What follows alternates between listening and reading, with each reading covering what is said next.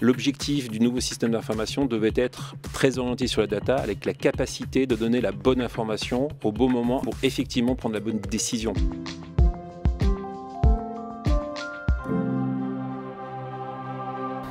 Comment une entreprise en pleine croissance se réorganise-t-elle à vitesse grand V pour atteindre ses objectifs? Eh bien, en mettant la data au cœur du système. C'est le pari fait par Cegid. Bonjour Thierry Galvani, bienvenue sur ce plateau. Bonjour Charlotte. Merci d'être venu nous voir sur Way.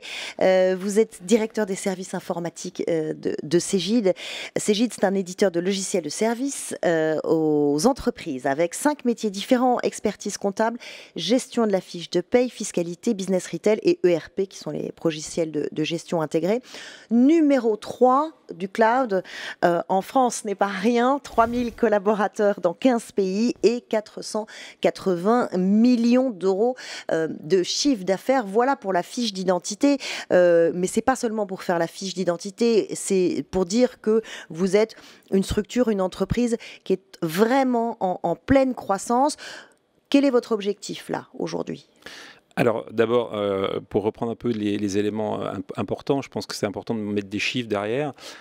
Aujourd'hui, 5 domaines effectivement dans lesquels Cegid apporte des solutions innovantes pour ses clients. Au niveau de l'expertise comptable, on a un client, un cabinet d'expertise comptable sur 2 en France qui est aujourd'hui qui a des solutions Cegid.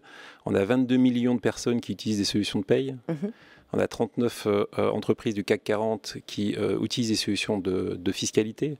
Et on a la chance et l'honneur de collecter 30 milliards pour l'État. Et puis au niveau du retail, on a 70 000 magasins connectés aujourd'hui, tous les jours. Et on sait que c'est un sujet évidemment très intéressant en ce moment et qui captive beaucoup l'attention de tout à chacun en cette fin d'année sur plus de 75 pays. Ça veut dire quoi? Ça veut dire que Cegid aujourd'hui, la data, c'est notre métier en fait, c'est notre cœur de métier. On manipule de la data de nos clients, et je dirais que c'est au cœur de nos préoccupations, dans tous les sens. D'accord.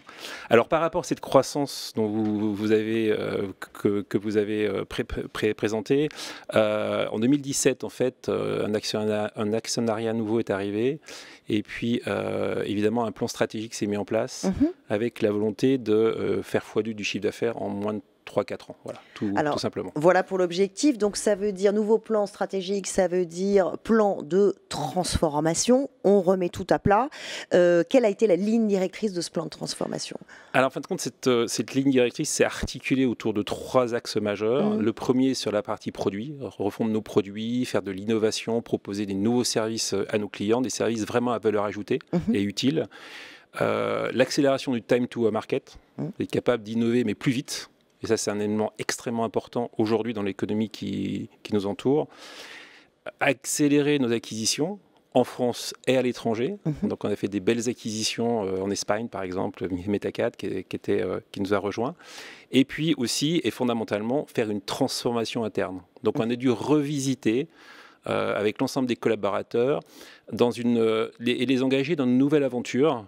On a dû revisiter nos processus internes, on a dû revisiter nos systèmes d'information pour qu'ils soient plus, je dirais, en ligne avec la stratégie et supporter la croissance du groupe. Vous parlez d'urbanisation de la DSI. Qu'est-ce que c'est? Précisez-nous.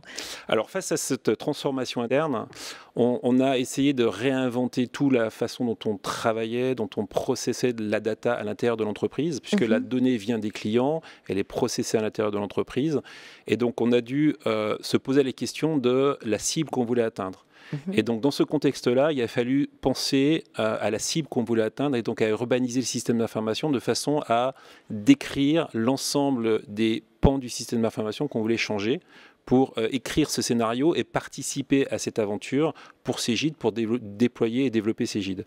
Donc, on s'y est pris, en fin de compte, en 2018, tout de suite après.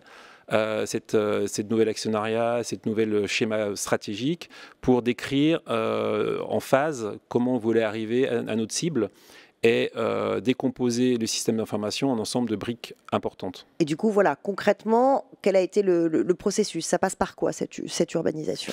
Alors, en fin de compte, on a très vite posé des règles d'or, en fait. Venant du monde du SaaS, éditeur du SaaS, on s'est dit les solutions SaaS, c'est l'avenir, puisque là, ça allait assez bien.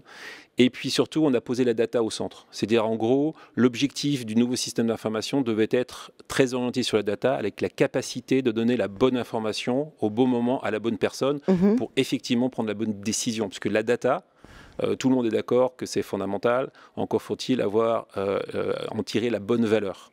Voilà. De la bonne valeur pour quels usages et quels bénéfices vous les avez identifiés Alors, on a, en fin de compte, le challenge étant de changer le système d'information dans sa globalité, tous les métiers ont été ou seront impactés. Un exemple concret, aujourd'hui, on supporte tous nos clients avec un centre d'appel où on reçoit 4000 appels clients par jour pour les supporter. Il a fallu réinventer le parcours client et l'expérience client par rapport à cela. Et donc, les solutions SaaS nous ont eu un avantage fondamental, c'est d'accélérer cette mise en place.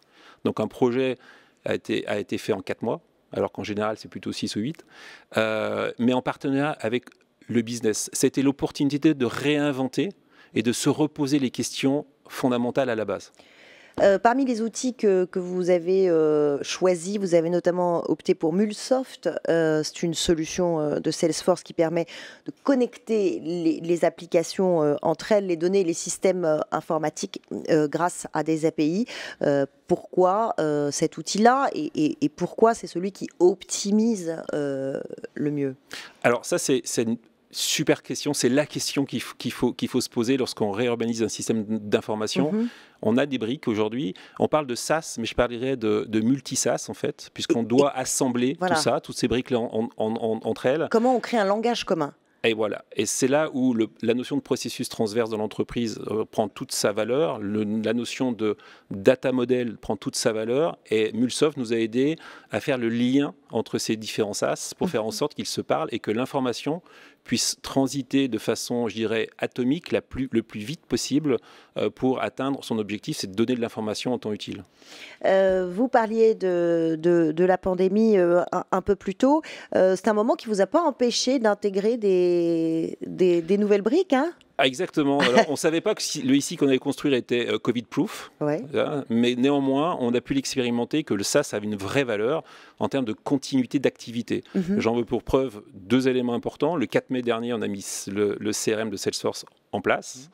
Alors la pandémie nous a un peu chahuté, comme tout à chacun, mais on a été, parce qu'on est très engagé quand même, on était passionné par délivrer ce projet-là et on l'a fait. On l'a fait parce que quelque part, c'est un accélérateur business. On est allé chercher de la valeur business et certes de résilience du business aujourd'hui qui est extrêmement importante pour toutes les entreprises et Cegid en fait partie. Vous parlez de valeur business, justement, avec un petit peu de recul. Est-ce que vous avez des premiers résultats tangibles de cette transformation profonde, hein? Bien sûr, bien sûr. Alors, comme c'est un programme de transformation sur plusieurs années, on commence la 3e année, qui sera la dernière d'ailleurs, de cette phase-là. 2 exemples très très concrets et factuels. J'ai discuté avec la directrice du Customer Care, du service client, qui me disait il y a eu avant et après. Elle l'a mesuré par le taux de satisfaction client qui a augmenté de 10%. Alors justement, j'allais vous poser la question, quels sont les résultats du côté satisfaction client? On les mesure, tout simplement, hein, donc c'est très factuel, c'est mesurable, mais aussi c'est non mesurable. Quand un client vous appelle en disant il y a quelque chose qui a changé chez vous et c'est très positif, ça aussi c'est de l'intangible qui fait aussi chaud au cœur, parce que ça veut dire que quelque part tout ce qu'on fait et tout ce que les équipes de Cegid font a un impact chez les clients, et ça c'est très très très très positif. Prochaines étapes?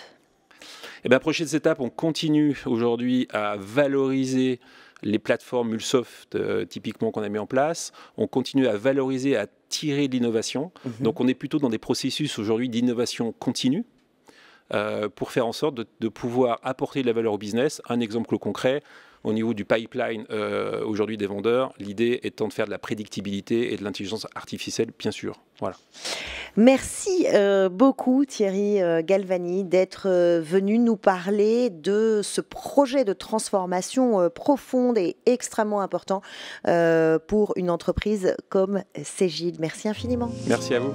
Oui, ça continue maintenant et tout le temps. C'est quand vous voulez. Abonnez-vous à Way sur la chaîne YouTube de Salesforce. Vous y retrouverez nos invités, nos chroniqueurs. Activez la petite cloche. Dites-nous ce que vous en pensez. Nous lisons vos messages, nous les prenons en compte. Rejoignez-nous sur Way.